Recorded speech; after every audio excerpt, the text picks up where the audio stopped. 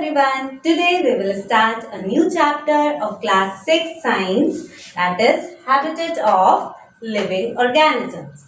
So before diving into the chapter, let us know what are the different things which we are going to learn in this chapter.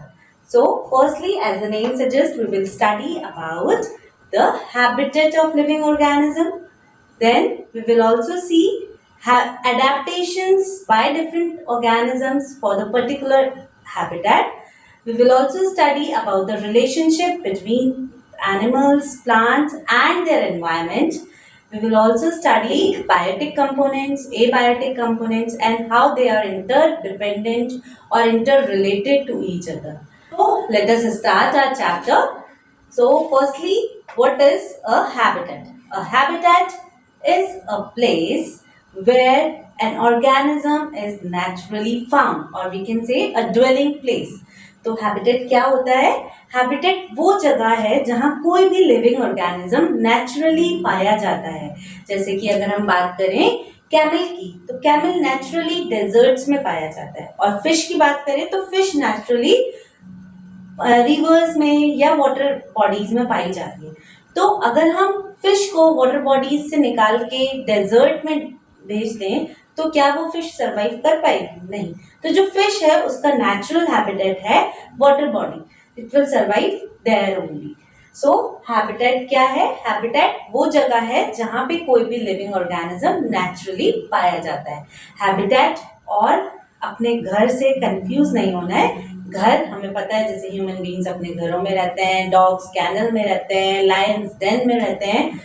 तो वो habitat नहीं है. Habitat वो जगह है जो किसी भी लिविंग ऑर्गेनिज्म को उसके सर्वाइवल के लिए जो भी चाहिए, food, water, air, shelter and other environmental factors, other abiotic factors which अभी इस चैप्टर में और हम आगे पढ़ेंगे. ये सारी चीजें जो उसको जिंदा रहने के लिए, उस ऑर्गेनिज्म को सरवाइव करने के लिए जो चीजें जरूरी हैं, वो चीजें जिस एरिया से मिलती हैं वो एक पर्टिकुलर ज्योग्राफिकल एरिया उस ऑर्गेनिज्म का हैबिटेट कहलाता है. तो बढ़ते हैं आगे. अब हैबिटेट के बेसिस पे अगर हम देखें, हैबिटेट्स हमारे बेसिकली दो टाइप के होते हैं, एक्वेटिक हैबिटेट और terrestrial habitat. Aquatic, aqua word means water. So, aquatic habitat is the habitat which belongs to water bodies, and terrestrial, it means land. So, the organisms which live in land are known as terrestrial organisms and their habitat is terrestrial habitat. So, on the basis of these different types of habitats, organisms can be also classified as, अगर हम aquatic animals की बात करें, aquatic organisms की बात करें, तो जो एनिमल्स होते हैं उनको हम एक्वेटिक एनिमल्स कहते हैं. और जो प्लांट्स होते हैं जो कि वाटर बॉडीज में पाए जाते हैं उनको हम हाइड्रोफाइट्स कहते हैं. उनको हम हाइड्रोफाइट्स कहते हैं. अब टेरेस्ट्रियल हैबिटेट की अगर हम बात करें तो टेरेस्ट्रियल हैबिटेट्स में बहुत सारी वेराइटीज है. जो एनिमल्स होते हैं उनको हम कहते हैं टेरेस्ट्रियल एनिमल्स. जो टेरेस्ट्रियल ऑर्गेनिजम्स होते हैं वो डिफरेंट टाइप के होते हैं. लाइक अगर हम बात करें बंदरों की, बंदर पेड़ों के ऊपर रहते हैं तो उनको हम कहते हैं आर्बोरियल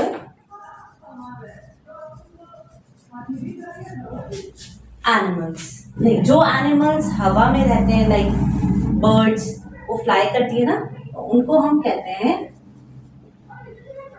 एरियल. जो एनिमल्स लैंड और वाटर दोनों में रहते हैं उनको हम कह सकते हैं एम्फीबियंस.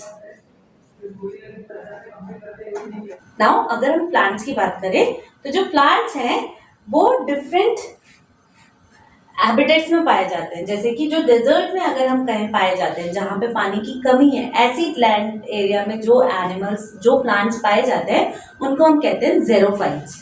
उनको हम कहते हैं ज़ेरोफाइट्स. और जो एनिमल्स, जो प्लांट्स ऐसी कंडीशंस में पाए जाते हैं जहाँ टेम्परेचर मॉडरेट रहता है, ना बहुत ज्यादा गर्म होता है ना बहुत ज्यादा ठंडा होता है, उनको हम कहते हैं मीजोफाइट्स.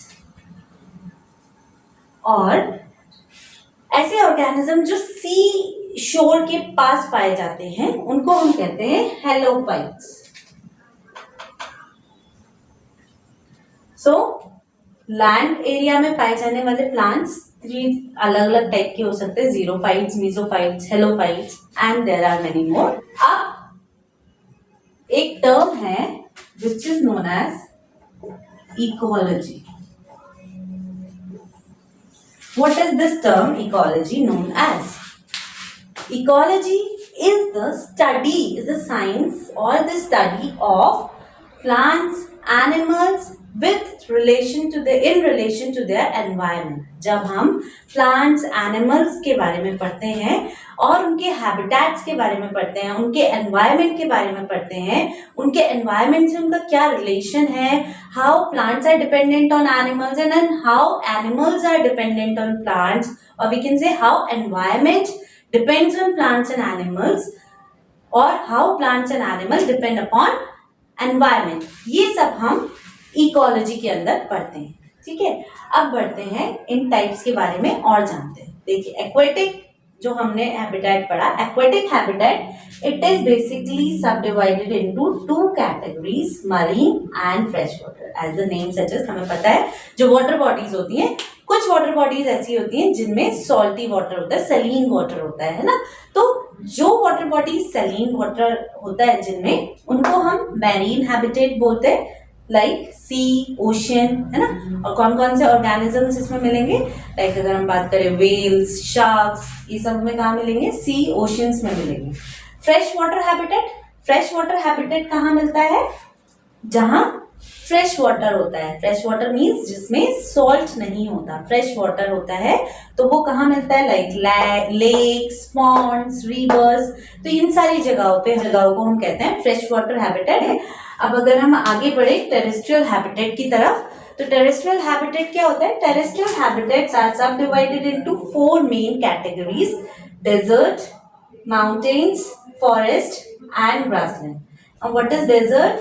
डेजर्ट ऐसी जगह होती है जहां पे दूर दूर तक रेत ही रेत होती है, ज्यादा वेजिटेशन नहीं होता है वहां पे, मतलब ज्यादा प्लांट्स नहीं होते हैं, थोड़े बहुत प्लांट्स होते हैं लाइक कैक्टस वगैरह, ज्यादा प्लांट्स नहीं होते, सक्लेंट्स होते हैं वहां पे, जिनको ज्यादा पानी की जरूरत नहीं होती, बिकॉज डेजर्ट्स में ज्यादा पानी अवेलेबल नहीं होता है। हाँ, और डेजर्ट्स में मौसम कैसा रहता है, डेजर्ट हैबिटेट में मौसम जनरली दिन के टाइम पे हॉट रहता है और रात में ठंडा हो जाता है, इसीलिए वहां के एनिमल्स और प्लांट्स में डिफरेंट एडेप्टेशंस होते हैं। अब अगर हम बात करें माउंटेन्स की, तो माउंटेन्स जनरली ठंडी रहती हैं। माउंटेन्स में भी कुछ कैटेगरीज हैं जो कि दिन में थोड़ी गर्म हो जाती हैं, लेकिन कुछ ऐसी हैं जहाँ पे बर्फ गिरती है, उस एरिया को हम जनरली क्या कहते हैं, टुंड्रा रीजन। वहां पे जनरली हर समय बर्फ रहती है, स्नो से कवर्ड रहता है टुंड्रा रीजन। तो ये एरियाज जो हैं ये ठंडे एरियाज हैं, तो इसीलिए यहाँ के जो ऑर्गेनिजम्स हैं ये अलग टाइप से हैबिट, उनका अलग एडेप्टेशन है। लाइक अगर हम प्लांट्स की बात करें, एक छोटे से एग्जांपल अगर हम प्लांट्स की लें, तो जो प्लांट्स होते हैं वो कोनिकल शेप के होते हैं और इनकी जो लीव्स होती हैं वो नीडल लाइक होती हैं, जिनसे कि इसके ऊपर बर्फ ना टिकी ना रहे, बर्फ स्लिप हो जाए इनके ऊपर से। Then is forest.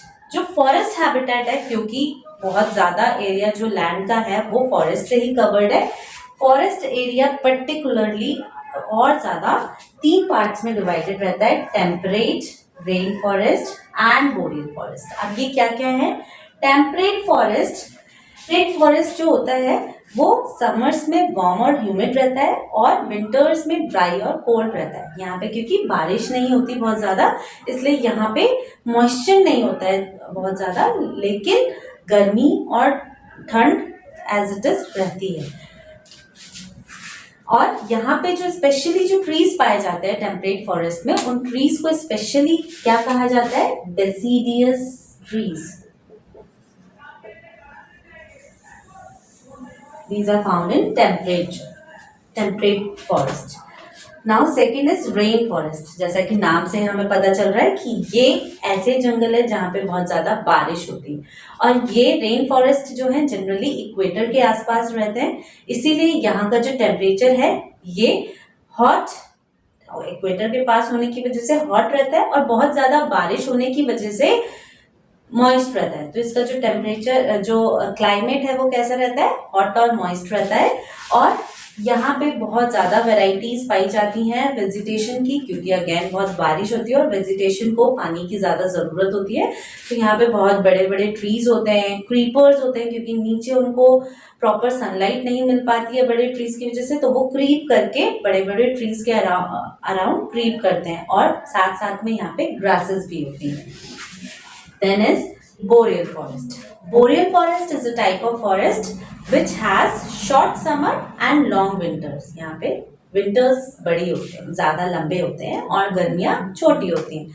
और यहाँ की जो ट्रीज है इन्हें स्पेशली एवरग्रीन ट्रीज के नाम से जाना जाता है, जो कि पूरे साल ग्रीन रहते हैं और कोनिकल शेप के होते हैं, और इनकी जो लीव्स होती हैं वो नीडल लाइक होती हैं। ठीक है, अगली टाइप ऑफ टेरेस्ट्रियल हैबिटेट है ग्रासलैंड।